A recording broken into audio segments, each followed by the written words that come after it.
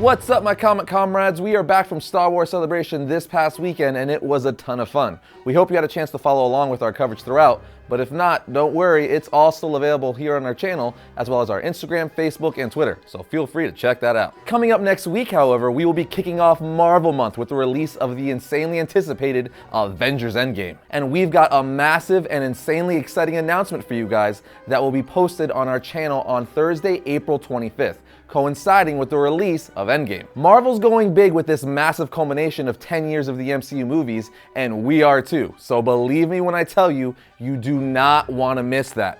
April 25th, variant, lock it in. Okay, with all that taken care of, Jeff Johns' series Doomsday Clock is now going on issue 10. With the conclusion coming this summer in issue 12. So between now and then, all the biggest questions surrounding the events of Rebirth will finally be revealed. That being the case, today we're going to take a look at the history of one of the series' most important characters, Dr. Manhattan. So let's do it.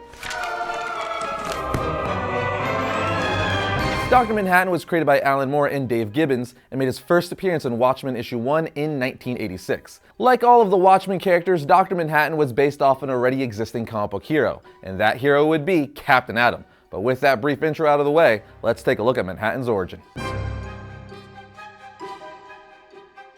Dr. Manhattan's real name is John Osterman, and he was born in 1929. He was the son of a watchmaker, and his father told him to work in the field of atomic physics after the US dropped an atomic bomb on Hiroshima at the end of World War II. He would put that PhD to good use because by 1959, he was already doing research at the Gila Flats, which is a particle physics test facility owned by the government. It was while he was working here that he started dating his colleague Janie Slater. Then in August of 1959, tragedy struck when he went back to get a watch that he left inside of his lab coat that was inside the intrinsic field separator. While getting his watch, the door to the field separator closed and automatically locked itself as a safety feature, trapping him inside. We saw this scene portrayed awesomely in the Watchmen movie. Anyway, with the door not being able to be unlocked, all he could do was watch the countdown until his atoms were smashed and or completely vaporized, giving us one of the most iconic images in all of comics, which was beautifully done by Dave Gibbons. Anyway, as the days went on, John's consciousness would slowly attempt to put himself back together. So slow at first, the facility where he worked was thought to be haunted. On November 10th, the circulatory system was seen walking around in the kitchen, which is just a little bit creepy. Then a couple of days later, a muscled skeleton was seen screaming at the edge of the facility's fence and then vanished. And I'll tell you right now, if I saw that, I'd straight up do to my pants. Poop. Not even gonna lie. Then finally, on November 22nd, a butt-naked blue-skinned man fully put himself back together in front of Slater. Blue wiener and all. Being John's former love, she knew it was him instantly. Now reformed, the incident in the field separator had made him essentially a god. By February of 1960, he would be named Dr. Manhattan by the big dogs in Washington. They named him this because its association with America and the Manhattan Project, which was the wartime research that created the atomic bomb. So essentially, his name would strike fear into America's enemies. They even gave him a ridiculous costume that he didn't want to wear, but he did for a short time anyway. They also tried to give him something that looked like a bicycle helmet, but he hated it. But he did ask what the symbol was that was on it. He was told that it was atoms to mean like atomic power. Dr. Manhattan calls this meaningless and that a hydrogen atom would be way more appropriate. So he actually burnt it onto his forehead with his finger, saying, "If I'm to have a symbol, it shall be one I respect." He would soon be shown to the world and demonstrated his power by disassembling a gun with his mind and taking out a tank with a blast from his hand. And just like that, friends, Dr. Manhattan was born. But now let's take a look at story arcs. If you didn't know, Dr. Manhattan hasn't been in very many stories, like at all. He's actually only really been in 3. Watchmen, Before Watchmen, and his appearances in DC Rebirth titles, but more specifically, him being in Doomsday Clock. With that said, let's start with the Before Watchmen Dr. Manhattan title. In this 4-issue miniseries, John basically recounts his childhood and personal life events that could have happened had he not become Dr. Manhattan, like him proposing to Janie at a carnival and even their wedding and home life. It's actually really sad, as that's the life he could have had. He also recounts the watch he promised to fix for her in the original Watchmen series. It's the same watch I mentioned earlier that he went to get out of his lab coat in the intrinsic field separator, which led to him becoming Dr. Manhattan. See, it all came full circle, and like I said in Origins, the US would use him as a pawn for their battles. Before Watchmen even takes another look at John's time on the Crimebusters. I know, super original, clever name. Anyway, for those of you wondering, the Crimebusters were the second group of costume adventurers in the Watchmen universe. They replaced the Minutemen from the previous era. However, they were forced to disband in 1977 due to the Keene Act, which was a national law passed by the United States Congress that outlawed costume adventuring. But now let's move on to the main Watchmen series / graphic novel that we all know and love. If you've seen the Watchmen movie, you basically know the novel almost verbatim, as the movie was pretty much shot for shot the comic book. And since I'm sure 99.9% of you have either read the graphic novel or seen the movie, I'm going to give you the short and simple overview. Long story short, Dr. Manhattan is seen working at Rockefeller Military Center in the first issue of the series. He lives there with Laurie, the second Silk Spectre, as he cheated on Janie with her, as he said Janie was getting too old while he was standing still. Anyway, while working, Rorschach breaks in to tell him that the comedian has been killed, but also warning Manhattan and Laurie that former costume adventurers are being killed by a masked killer. But what Rorschach has to say is upsetting Laurie, so Manhattan just teleports Rorschach outside. Shortly after this, Manhattan goes to the comedian's funeral with Ozymandias and the Second Night Owl. Manhattan also reflects on the times he spent with the comedian during the Vietnam War,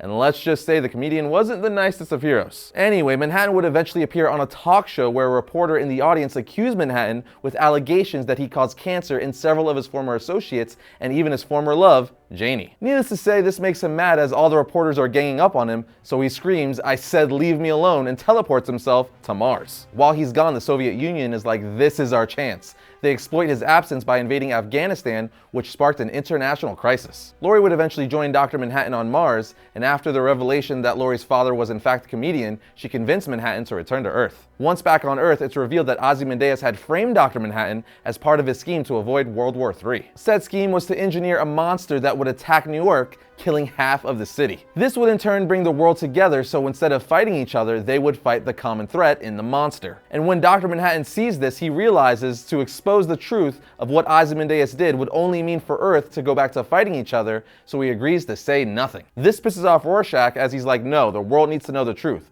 This is a lie. But Rorschach knows this is forcing Dr. Manhattan's hand, leading to Manhattan to vaporize Rorschach. After this, Dr. Manhattan decides to leave Earth once again, saying he desires to find a galaxy less complicated than this one. But when Ozymandias asks if his plan worked out in the end, Dr. Manhattan just says, in the end, nothing ends, Adrian. Nothing ever ends. After this, Dr. Manhattan doesn't appear but does play a role in the Button story arc from DC Rebirth. Jay Garrick, the original Flash, shows up to try to talk to Barry Allen, but Dr. Manhattan just disintegrates him. In the same story, Eobard Thawne Reverse Flash is also disintegrated by Manhattan. So there's that. But fear not, Thawne never stays dead. And of course, as we all know, Dr. Manhattan is currently back in the Doomsday Clock story, but as of shooting this episode, we still don't have the reasoning for why Manhattan has created the New 52 and has been messing with all the timelines. Regardless, he has been confronted by almost every superhero in the universe, meaning we're gonna get some answers within the next 2 issues. Like I said in the past, when Doomsday Clock wraps up, we will definitely do an entire episode on that storyline. But other than that, let's take a look at some powers and abilities. It's no secret that Dr. Manhattan is one of the most powerful beings in the DC multiverse. In many ways, he actually borders on omnipotence. I mean, the simple fact that he's a major player behind the events surrounding the New 52 and Rebirth should tell you something by itself. Regardless, let's get more specific and run through some of his primary powers and abilities. First off, Dr. Manhattan is a self-sustaining quantum being with cosmic awareness, which means that he can create, alter, and manipulate the laws of physics or even change the nature of reality itself.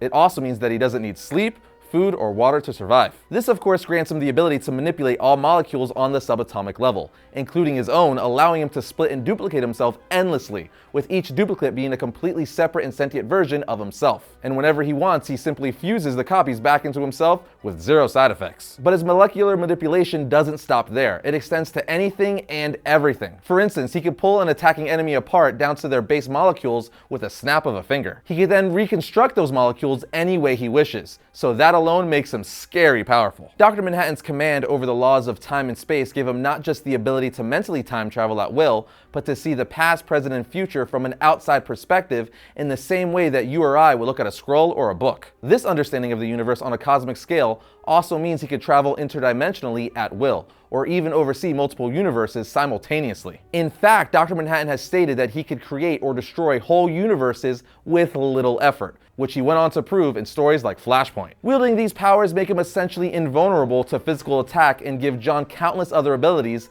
like flight, phasing, intangibility, telekinesis, teleportation, superhuman strength, powerful force field projection, enhanced senses, and size alteration with the capacity to grow and shrink quickly with no change to any of his other abilities. If that wasn't enough, his control of molecules also translate into electrokinesis, which is the ability to create and control electricity, but also energy projection and construct creation similar to that of the Green Lanterns. Oh, and did I mention that he also has a genius level intellect and is essentially immortal? Put it all together and you have a near omnipotent being that Mr. Mix-Yes Spitlick once acknowledged as significantly more powerful than himself. The downside to Dr. Manhattan's powers, however, is that he has struggled with his sense of humanity and lack of empathy as time's gone on, leading him to make callous decisions like his apparent involvement in the events that brought about the New 52. But now, how about some reading recommendations?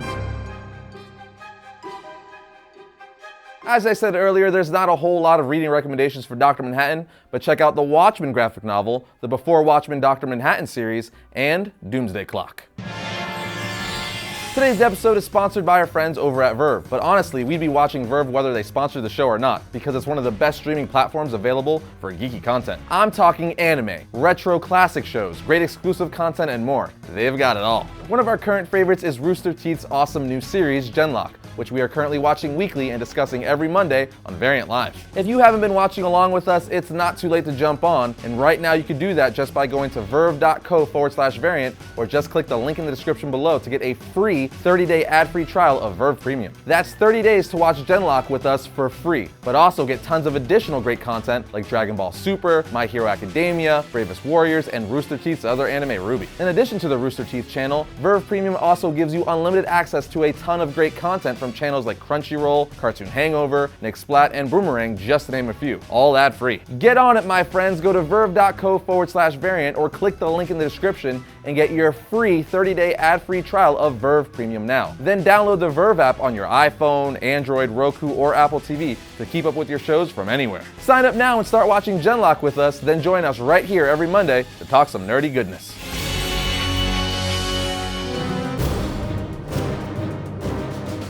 First up for the week of April 17th is Avengers No Road Home issue 10. This is the exercise finale of this series. In this issue, the Avengers will do whatever it takes to stop Nyx, but one of the heroes could die in the attempt. Next, we have Batman issue 69. This issue looks to be the strangest yet, as Batman breaks through the nightmares that have been haunting him, culminating with a deep dive into Batman's psyche via the inner workings of Arkham Asylum, while simultaneously setting up the next chapter of Tom King's Batman story. Third on our list is Incursion issue 3. The cosmic and supernatural sides of the Valiant universe collide on Earth in part 3 of this 4-part series. The Eternal Warrior has crossed over into the dead side and now comes face to face with Centella, the young girl who poisoned the Geomancer Tama on behalf of her master. Number 4 on our list is Star Wars TIE Fighter issue 1. Enter Shadow Wing, the Empire's salvation, and the Rebellion's doom. An elite squadron of TIE fighter pilots has assembled to help protect the Empire's interests. But how far is this untested team willing to go to preserve law and order? And finally, we have Justice League issue 22. The multiverse is teetering on the brink, and Lex Luthor's Legion of Doom is poised for victory. But as the combined intellects of Brainiac and the world's smartest man make their move towards conquering the keys to the 6th dimension,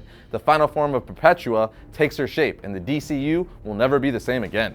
That's it for today, my friends. Thanks for watching, and remember to get your free 30 days of Verve by clicking the link in the description and start watching Genlock with us every week. Also, whatever you do, remember to be watching our channel next Thursday, April 25th for a special announcement video. I promise you, this is one of the biggest announcements we've ever made, so you do not want to miss it. Other than that, you can find even more Variant by following us on Twitter, Facebook, and Instagram, as well as our website, variantcomics.com. But we'll see you next time when I talk about all things comics.